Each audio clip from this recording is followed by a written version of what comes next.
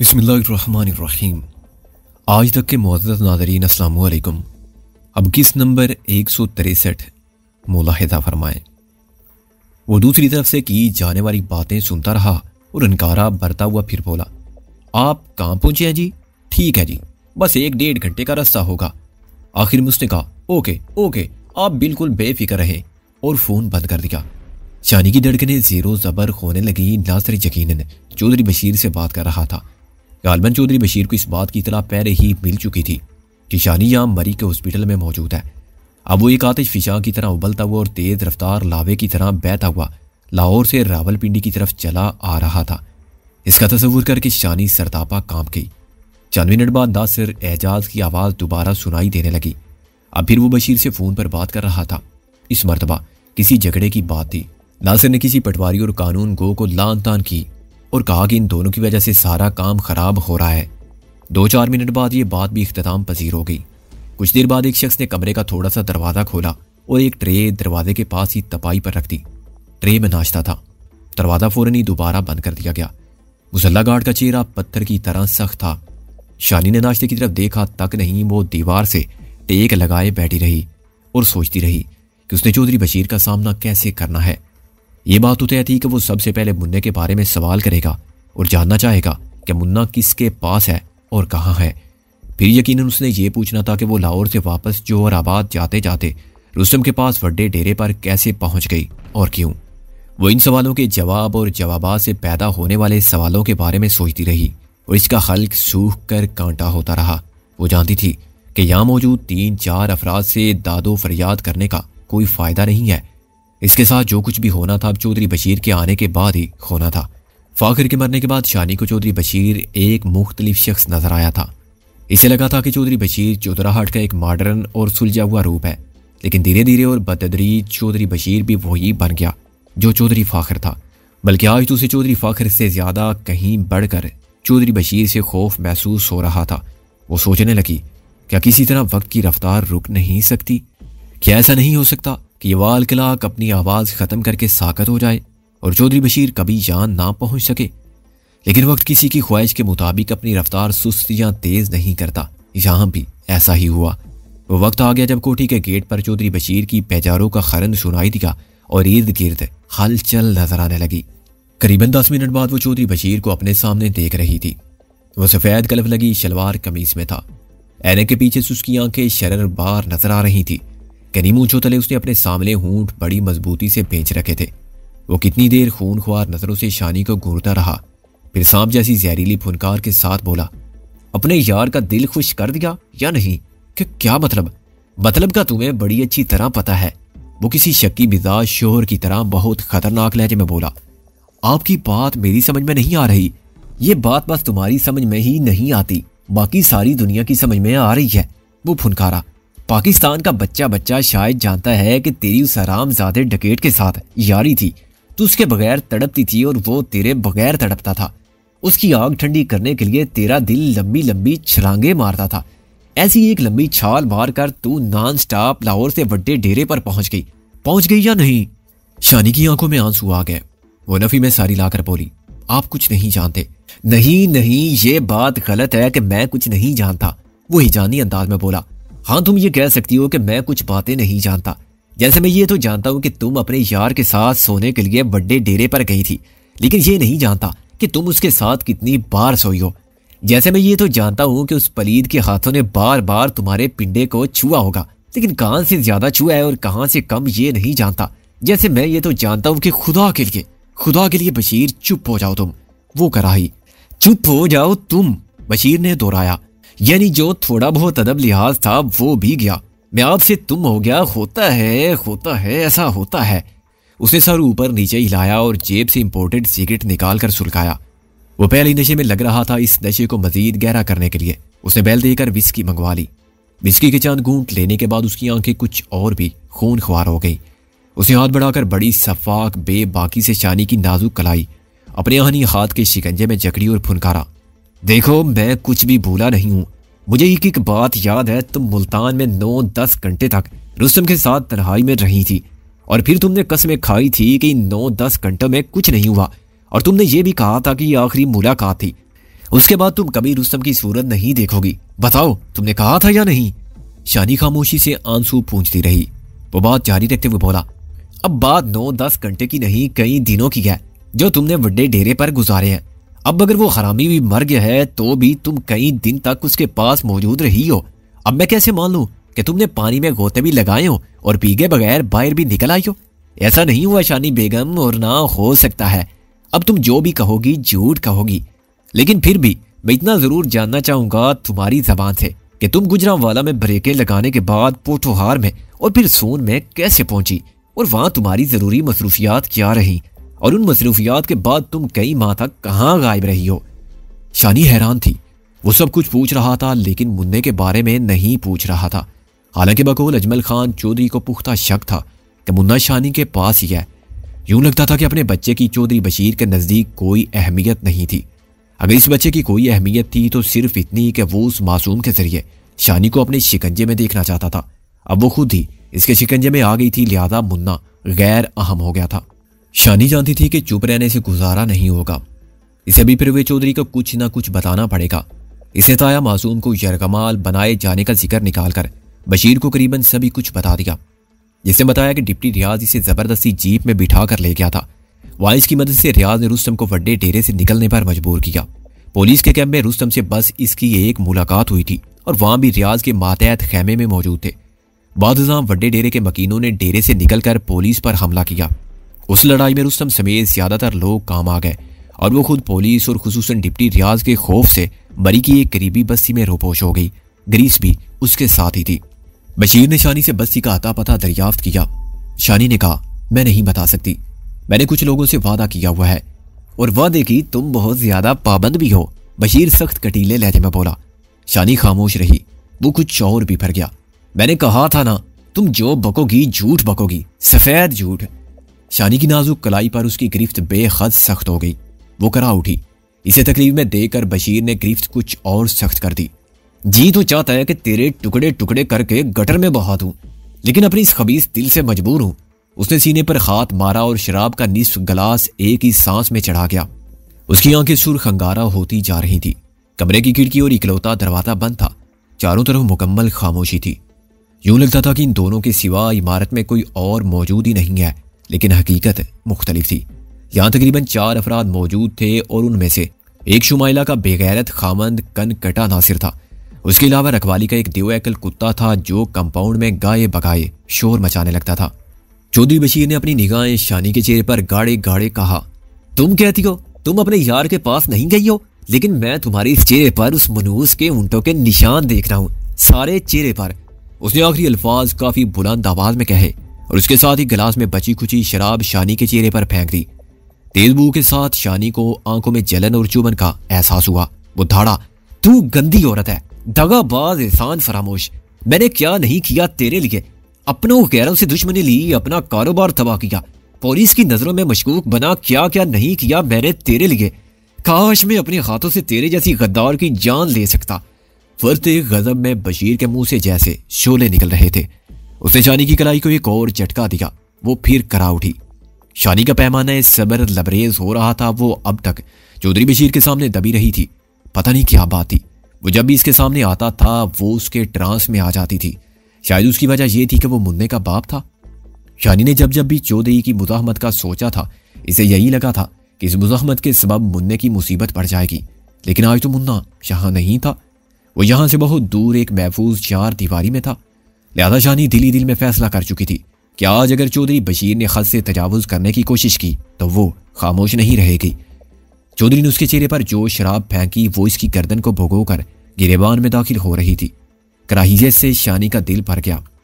चौधरी ने इसकी कलाई छोड़ दी तो वो मुंह धोने के लिए वॉशरूम में घुस गई। यह बड़ा लग्जरी बाथरूम था। पूरी कोठी लग्जरी थी। शानी साबुन से चेहरा और गर्दन धो रही थी। जब इसने देखा कि चौधरी वॉशरूम के दरवाजे में खड़ा है, उसके चेहरे पर हिजानी तासरात थे। आंखों से नफरत की चिंगारियां छूट रही थी। वो डगमगाता हुआ अंदर आया। उसने बाथिंग बुरुश पकड़ा और शानी के बाल पकड़कर बुरुश को जुनूनी अंदाज में इसके चेहरे पर रगड़ने लगा। विस्की तो साफ कर रही है, इन निशानों के भी साफ कर जो तेरे आरामी यार के गंदे ऊंटों ने यहां डाले हैं। साफ कर इनको, साफ कर। वो जैसे दीवानगी के आलम में बाथिंग बुरुश को शानी के चेहरे और गर्दन पर रगड़ने लगा। क्या कर रहे हो, छोड़ो मुझे। शानी ने बमुश्किल खुद को उसकी बेरहम गिरफ्त से छुड़ा लिया। वो आमता हुआ बाहर निकल गया। शानी दीवार से सर टिकाकर रोने लगी। बुर्ज की करख्त रगड़ से इसके रेशमी रुखसार चलने लगे थे, लेकिन उसे कहीं ज्यादा जलन इसे अपनी कलाई पर महसूस हो रही थी। कुछ देर पहले बशीर की उंगलियां गोश्त में जैसे दंस गई थी। वो बशीर की इस बेरहम गिरफ्त का शिकार एक मर्तबा पहले भी हो चुकी थी। वो बाहर निकली तो चौधरी बशीर भगोले की तरह कमरे से बाहर जा चुका था। दरवाजा एक बार फिर मुकफ्फल था। शानी निडाल होकर बिस्तर पर बैठ गई और सोचने लगी कि इसकी तकदीर अब आगे इसके साथ क्या करने वाली है। इसे लगा कि वो गलती पर गलती करती रही है। पहले इसने रॉकेट बस्ती से निकलने की गलती की, फिर अजमल खान को मरी के नवाज से वापस भेज देने वाली गलती, उसके बाद खुद हॉस्पिटल से निकलकर मेडिकल स्टोर जाने वाली गलती। अगर वो अजमल ही को अपने साथ रखती तो शायद ये संगीन तरीन सूरत-ए-हाल पैदा ना होती। वो शाम तक यकसर भूखी प्यासी कमरे में बंद रही। कमरे में एसी मौजूद था मगर चल नहीं रहा था। छत का पंखा गर्मी की शिद्दत कम करने में नाकाम साबित हो रहा था। शानी का हल्क सूख कर कांटा हो गया। इसने गार्ड से सादा पानी मांगा, उसने पानी दिया। वो बद मजा सा था लेकिन वो पी गई। उसके कुछ ही देर बाद इस पर गुनूदगी तारी होने लगी और वो सो गई। दोबारा इसकी आंख खुली तो इसका सर भारी महसूस हो रहा था। इसे अंदाजा नहीं था कि वो कितनी देर दुनिया और माफिया से बेखबर रही। ताम इसका दिल गवाही दे रहा था कि इसकी बेखबरी काफी गहरी और तवील थी, शायद 5-6 घंटे की। इसे वाल के लाख देखा, वो 12:30 बजे का वक्त बता रहा था, यानी शाम के बाद करीबन 5.5 घंटे गुजर चुके थे। कमरे में ठंड थी, शायद एसी अब ऑन कर दिया गया था। ट्यूबलाइट्स की रोशनी में शानी की निगाह एक शय पर पड़ी और वो बुरी तरह चौंक गई। इसे सामने एक हैंगर पर अपना लिबास नजर आया, वही देहाती लिबास जो इसने यहां आते हुए पहन रखा था। इसने जल्दी से अपने मौजूदा लिबास की तरफ देखा और इसे दूसरा शदीद तरीन झटका लगा। इसके जिस्म पर एक सुर्ख खरूसी लिबास था। इसे अपनी निगाहों पर यकीन नहीं आया, शायद वो अभी तक जागी ही ना थी। इसने फिर तड़प कर अपने सामने हैंगर की तरफ देखा। ये हैंगर कमरे से बाहर एक दूसरे कमरे में था। हाँ, ये उसी का पहाड़ी लिबास था, मोटा फूलदार कुर्ता और शलवार। कुर्ते की एक आस्तीन फटी हुई थी। वो तड़प कर उठ बैठी। किसने बदला था इसका लिबास? कौन था वो? क्यों किया था उसने ऐसा? कई सवालात इसके जहन में चिंगाड़े। इसे लगा कि इसका सर घूम रहा है। हर शय डोलती हुई महसूस हुई। इसे याद आया, इसे प्यास से मजबूर होकर बदमजा पानी पिया था। तो क्या पानी में कोई नशावर दवा थी? यकीनन ऐसा ही था। इसे अपने दिलो दिमाग पर बहुत भारी बोझ महसूस हो रहा था। इसके हाथ पांव बेहद वजनी हो गए थे। वो बेहद परेशानी के आलम में उठ बैठी। तब इसकी निगाह एक औरत पर पड़ी और वो सख्ता ज़दा खड़ी रह गई। यह लड़की नुमा औरत वॉशरूम से बरामद हुई थी और एक छोटे तौलिए से अपने हाथ साफ कर रही थी। शानी के लिए यह तीसरा झटका था। यह लड़की नुमा औरत इसके लिए अजनबी नहीं थी। वो इसे अच्छी तरह जानती थी, बल्कि कनकटे नासिर एजाज को देखने के बाद इसे तवक्को पैदा हो गई थी कि शायद वो इस औरत को भी अपने आस पास देखेगी। ये नासिर की बीवी और बशीर की रखेल शुमाइला थी। पिछले करीबन 1 साल में वो पहले से फरबा हो गई थी। चेहरे की दिलकशी भी गुनाहों की स्याही में मानद पड़ गई, मगर उसका लिबास वैसा ही हिजान खेज था। उसके चीखते चिंगाड़ते जिस्म पर यह लिबास बिल्कुल नाकाफी महसूस होता था। उसके घुंघराले बालों के नीचे पेशानी पर चोट का हल्का सा निशान भी नजर आ रहा था। शायद ये नासिर या चौधरी के साथ होने वाली किसी मारपीट का नतीजा था। शुमाइला भी आदत लहराती हुई इसकी तरफ आई और बेबाकी से बोली, ज्यादा परेशान होने की जरूरत नहीं छोटी चुतरानी। आपके ये कपड़े किसी और ने नहीं, मैंने उतारे हैं और बिल्कुल बंद कमरे में। ये सब क्या हो रहा है मेरे साथ? ऐसा क्यों कर रहे हो तुम लोग? शानी रुआनसी आवाज में बोली। मैंने क्या करना है जी छोटी चुतरानी, हम तो हुक्म के गुलाम हैं। चौधरी किधर है? उसको बुलाओ और मैं ये कपड़े नहीं पहनूंगी, मुझे मेरे कपड़े दो, वो चिल्लाई। उसके साथ ही इसने सुर्ख ओढ़नी अपने कंधों से उतार कर दूर फेंक दी। क्या करती हैं छोटी चुतरानी? शुमाइला काटदार लहजे में बोली। ये मर्द लोग ऐसे लाल पीले कपड़े उतारने के लिए ही पहनाते हैं, पर आप खुद ना उतारें। ये उतार देंगी तो फिर पहनेगी क्या? खिड़की में से किसी ने देख लिया तो? मेरे कपड़े मुझे ला कर दो, शानी गरज कर बोली। वो मैं कैसे लाऊं, वो तो कमरे से बाहर है जी, शुमाइला ने पंजाबी लहजे और उर्दू में मिक्स करके कहा। शानी ने अपनी तरफ देखा। इसके गले में सोने का जुड़ाव हार था, कानों में अवेजी और कलाइयों में तलाई चूड़ियां दमक रही थी। इसने हार तोड़कर फेंक दिया। सफेद मोती पूरे कालीन पर बिखर गए। इसने आवेजे उतार दिए, लेकिन चूड़ियां वो कोशिश के बावजूद नहीं उतार सकी। इसे अपने हाथों पर साबुन की हल्की सी बू महसूस हुई। शानी की मदोशी के आलम में ये चूड़ियां शुमाइला ने इसे पहनाई थी और पहनाने के लिए हाथों पर साबुन लगाया गया था। शानी ने बेताब होकर कमरे का बंद दरवाजा जोर जोर से बचाया। आवाज पूरी कोठी में गूंजने लगी, मगर किसी ने दरवाजा नहीं खोला। छोटी चुदरानी क्या करती हो? शुमाइला तन से बोली, रोना पीटना तो मुझे चाहिए जिसे चौधरी व्रत कर यानी इस्तेमाल करके छोड़ गया। तेरे तो दिल की मुरादें आज पूरी हो रही हैं। शगनों वाली रात आ गई, आज तो सचमुच चौधरानी बनने वाली है और मुझे लगता है कि बाकी सब पीछे रह जाएंगे। अब चौधरी तेरे हाथ की पकी हुई ही खाएगा। जो स्वाद उसे तू दे सकती है और किसने देना है, वो अब तक तेरे इंतजार में रूखी सूखी खाता रहा है। बकवास बंद कर तू। शानी ने उसे धक्का दिया।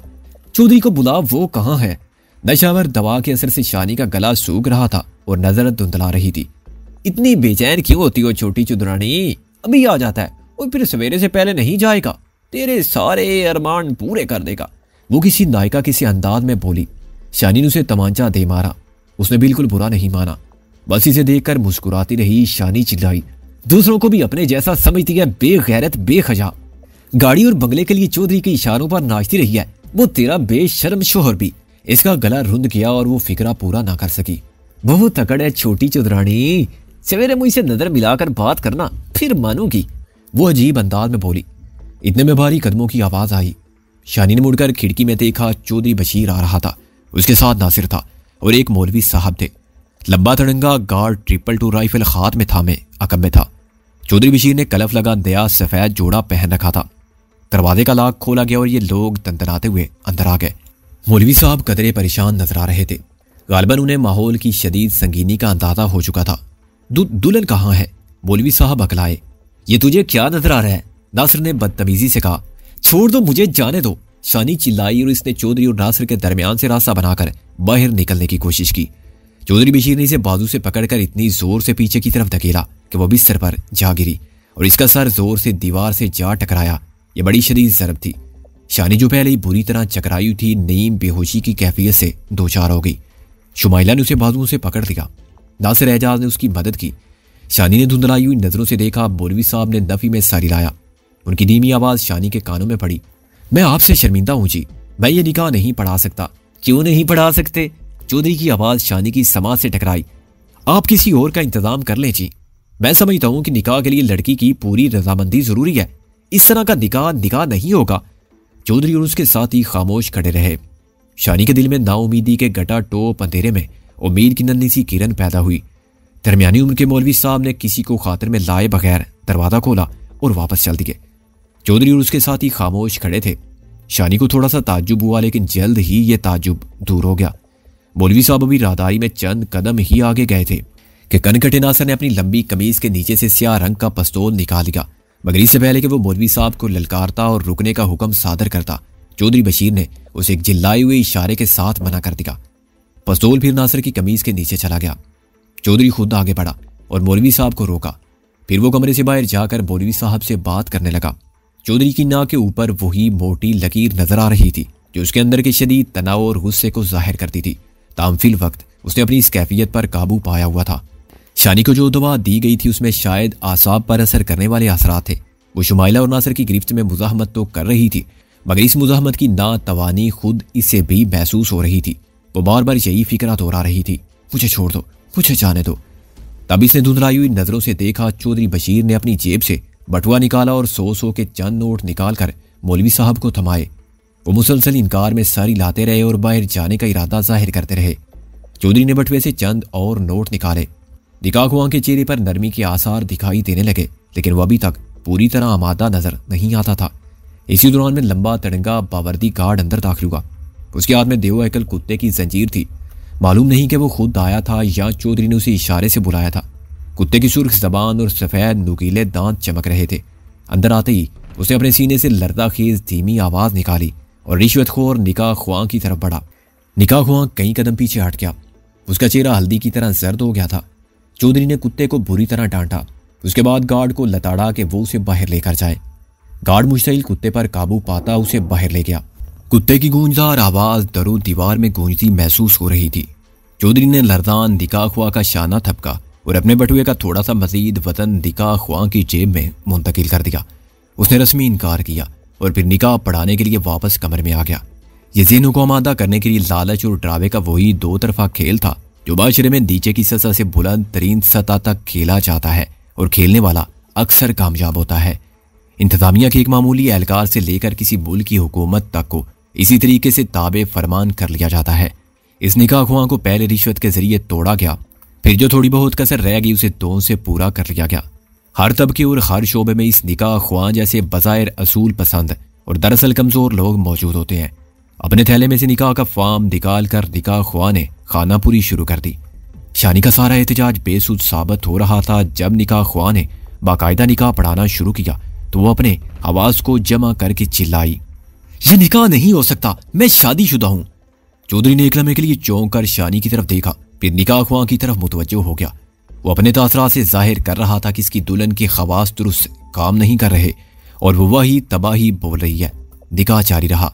फिर चौधरी बशीर और शुमाइला ने नीम जान शानी का दायां हाथ पकड़ा और जबरदस्ती इसका अंगूठा निकाह फार्म पर लगा दिया। मुबारक मुबारक की मदम आवाजें शानी के कानों से टकराई। तब शानी ने देखा कि कनकटा नासर मिठाई का डिब्बा खोलकर सबका मुंह मीठा करवा रहा है। ऐसा ही एक छोटा सा डिब्बा निकाह ख्वाह को दिया गया। चौधरी बशीर निकाह ख्वाह को जरूरी हिदायत देता कमरे से बाहर ले गया। गार्ड समेत बाकी 2 अफराद भी बाहर चले गए। चंद सेकंड बाद चौधरी बशीर दंदराता कमरे में वापस आ गया। उसे शुमाइला और नासर को भी बाहर जाने को कहा। वो दोनों बाहर चले गए। चौधरी ने दरवाजा मुकम्मल किया और इकलौती खिड़की का पर्दा बराबर कर दिया।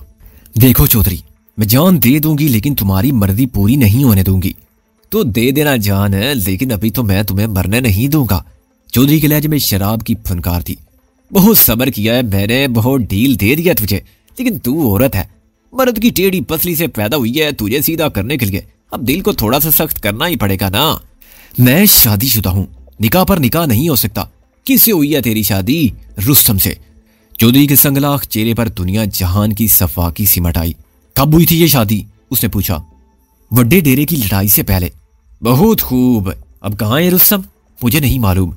अगर तुझे वाकई नहीं मालूम और किसी और को भी नहीं मालूम तो फिर वो हरामजादा डेरे पर कुत्ते की मौत मर चुका है। तेरी इद्दत शिद्दत भी पूरी हो चुकी है। अब तू मेरी मरकूहा बीवी है और मेरा पूरा हक है कि तू इसे ज़वाजी ताल्लुक कायम करूं, और तू भी पाबंद है कि मेरी मर्जी के मुताबिक चले। शानी की आंखों से लगातार आंसू बहने लगे।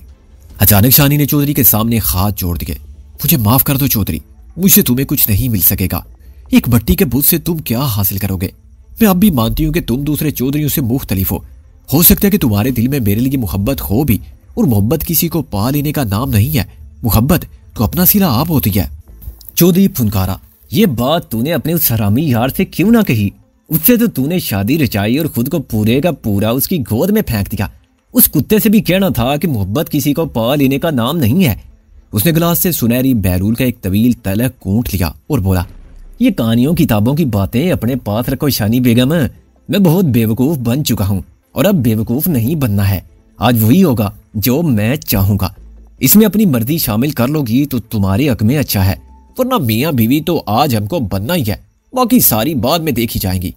शानी को लगा कि नारपुर हवेली का चौधरी फाखर, जो पिछले 1.5 बरस में थोड़ा बहुत चौधरी में जिंदा होता रहा था, आज पूरी तरह अंगड़ाई लेकर बेदार हो गया है। वही चौधरी फाखर जिसने नारपुर की हवेली में ज़वाजी रिश्ते की खूबसूरती को गाली बनाकर रख दिया था। चौधरी बशीर ने नया सिगरेट सुलगाया पर धुआं अपनी घनी स्याह मूंछों के नीचे से छोड़कर बोला, हाँ शानी बेगम, तूने अभी मेरे मुन्ने के बारे में तो बताया ही नहीं है। उसे कहाँ रखा हुआ है? मुझे नहीं मालूम। शानी ने रोते हुए नफी में सारी लाया। तुम्हें सब कुछ मालूम है लेकिन बताती कुछ नहीं। चलो कोई बात नहीं, आहिस्ता आहिस्ता सब ठीक हो जाएगा। तुम्हें जल्दी एहसास हो जाएगा कि तुम्हारे लिए सबसे महफूज पनाहगाह मैं मुहैया कर सकता हूँ, और मुन्ने के लिए भी उसके बाप से बढ़कर किसी का साया नहीं है। वैसे अगर तुम मुझे बता देती कि मेरा बेटा कहाँ है तो मुझे थोड़ी सी तसल्ली हो जाती। चौधरी के मखमूर चेहरे पर सोच की परछाइयां थी। शानी जानती थी कि ये बेइस बाप अपने बेटे का क्यों पूछ रहा है। वो शानी की मुज़ाहमत देख रहा था और गालबन सोच रहा था कि इस मुज़ाहमत को अच्छे तरीके से और मुस्तकिल तौर पर तोड़ने के लिए बच्चे का यहाँ होना जरूरी है। एकदम शानी बेताब होकर उठी। इसने देख लिया था कि चाबी दरवाजे के अंदर ही लगी है। इसने लपक कर दरवाजे तक पहुंचना चाहा। इसका सर बुरी तरह घूम रहा था। दरवाजे तक पहुंचने से पहले ही वो बुरी तरह लटखड़ाई। वो दीवार से टकराती मगर चौधरी ने इसे पकड़ लिया। चौधरी की मजबूत बाहों का शिकंजा इसने अपनी नाजुक कमर के गिर्द महसूस किया।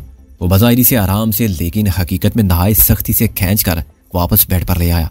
नहीं शानी बेगम, नहीं, अब इस तरह नहीं चलेगा। वैसे भी अपनी जान पर इतना जुल्म ठीक नहीं होता। उसकी सख्त गिर नाक पर नजर आने वाली लकीर बोटी होती जा रही थी। अलकूल के बब के शानी के नतनों से टकराकर दारपुर हवेली की सारी तलख यादें ताज़ा कर रहे थे। उसने बहके हुए अंदाज में अपना हाथ शानी के पीके रुखसार पर फेरा। शायद फाखर ने तुम्हारे साथ ठीक ही किया था, तुम दुश्मन की बेटी हो और दुश्मन की बेटी ही रहोगी, वो सरसराती आवाज में बोला। शानी ने खुद को दुनिया के मकरूह तरीन बोझ तले महसूस किया। हाँ, ये मकरूह तरीन बोझ था। ये उस मुश्तइल मर्द का बोझ था जो एक कमजोर औरत को इसकी मर्जी के खिलाफ हासिल करता है, या कहना चाहिए कि हासिल करने की कोशिश करता है।